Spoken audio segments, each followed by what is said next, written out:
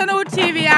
tey nag ñooy fi bu ngeen gisee fi ba taxaw nga xam tey làmb moo xewle ndax tubaarkaal nee naa Ama Baldé Papa Sow ñoo war a jàkkaarloo le 17 février maa fi nga xam mooy Pikine open de presse Ama Baldé waaye damaa dox tuuti daal jàkkaarloo ki nga xam mooy Pagaye Mbaye nee naa du nga faale ak maa joor ko ba samba yaay jaloor Pagaye yaa ngi nii tubaarkaal nee naa la kii cousin Mama Mbaye Dogo waaye kii mooy doom ci Jimi Mbaye Dogo nee naa bu Ama Baldé tëggee bu Ama Baldé feccee mu neex Pagaye ko tëgg waaye bu Aïda Samb wooyee mu neex Pagaye boo ko tëgg Pagaye nuyu naa la maa ngi lay fay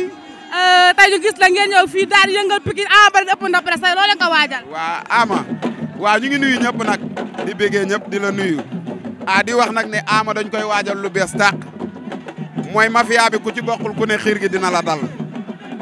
mafia bi moom ku ci bokkul xiir gi dalay dal waaye mafia bi ku ci bokk xiir dina la dal maanaam arène bi yëpp daal ku ci bokk seen mafia rek xiir dina ko dal waaye yow na nga waajalee Ama yow noo waajalee Ama waaw ni ma ko waajalee mooy la ma doon wax rek du affaire géwal ak géer suma frère la ñu ànd dund lu bari tey ak fu ma mën a toll ci àdduna yàlla moo ñu boole te àdduna démb tax ñu naan tey ci lu mu nekk bis bu mu nekk